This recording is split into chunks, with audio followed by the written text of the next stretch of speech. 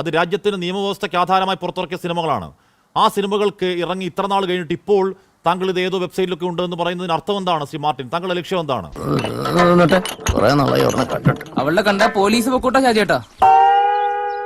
ആ സിനിമകളിലെ കണ്ട ചില കണ്ടന്റുകളാണ് പോൺ സൈറ്റുകളിലേക്ക് പ്രചരിപ്പിച്ചിരിക്കുന്നത്. അല്ല, അവർ ഉത്തരവാദിയാണ്.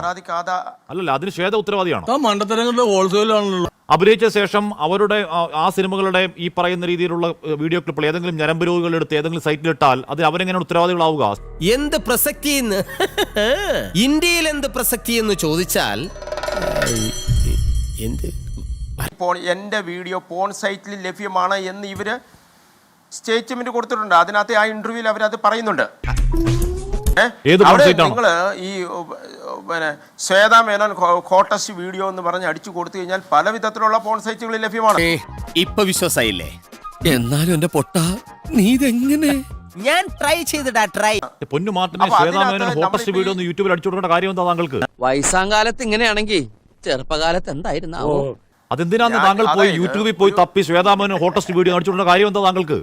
ഈ പ്രായത്തിലും കഴപ്പ് തന്നെ. പ്രായപൂർത്തിയാകാത്ത 2 പിള്ളേര് ഈ ഒരു സംഭവം കണ്ടത് എന്റെ ശ്രദ്ധയിൽപ്പെട്ടത് കൊണ്ടാണ് ഞാൻ ഇത് ചെക്ക് ചെയ്യുകയും ഇതുമായിട്ട് ബന്ധപ്പെട്ട പരാതിയായിട്ട് ഞാൻ പോയതും അതുകൊണ്ട് തന്നെയാണ്. ഈ കാര്യത്തിൽ ഇത്ര മിടുക്കനാന്ന് ഞാൻ കരുതിയില്ല.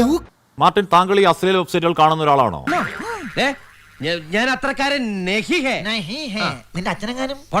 അല്ല. പിന്നെ എങ്ങനെയാണ് താങ്കൾക്ക് ഈ പരാതിയിൽ ഒരു കുന്ന് ലിങ്ക് താങ്കൾ കൊടുത്തിട്ടുണ്ട് എന്ന് പറഞ്ഞാൽ നമുക്ക് വായിക്കാൻ പോലും ഉറപ്പ് തോന്നുന്ന ഒരു കുന്ന് ലിങ്ക്? ഈ ലിങ്കുകൾ ഞാനൊന്ന് എന്റെ ഫോണിൽ തുറക്കാൻ നോക്കി. ഫോണിൽ തുറക്കുന്നില്ല. കാരണം എന്താണെന്നറിയോ? അത് രാജ്യത്ത് ബാൻഡ് ലിങ്കുകളാണ്. താങ്കൾക്ക് എങ്ങനെയാണ് രാജ്യത്ത് ബാൻഡായ ഈ പറയുന്ന അശ്ലീൽ ലിങ്കുകൾ കയറി ഇതൊക്കെ കാണാൻ പറ്റുന്നത്? എങ്ങനെയാണ് താങ്കൾക്ക് മാത്രം?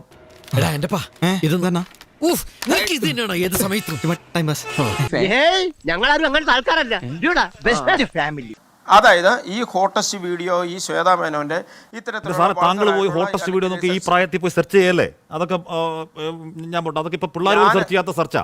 വിട്ടേക്ക്. മാർട്ടിൻ മോനച്ചേരിക്കെതിരെ എറണാകുളം സെൻട്രൽ പോലീസിൽ പരാതി വന്നിരിക്കുകയാണ്. ശ്വേതാ മേനോനെതിരായിട്ടുള്ള നീക്കം സ്ത്രീത്വത്തെ അപമാനിക്കുന്നതെന്നാണ് പരാതിയിൽ പറയുന്നത്. ഊമ്പി പോയി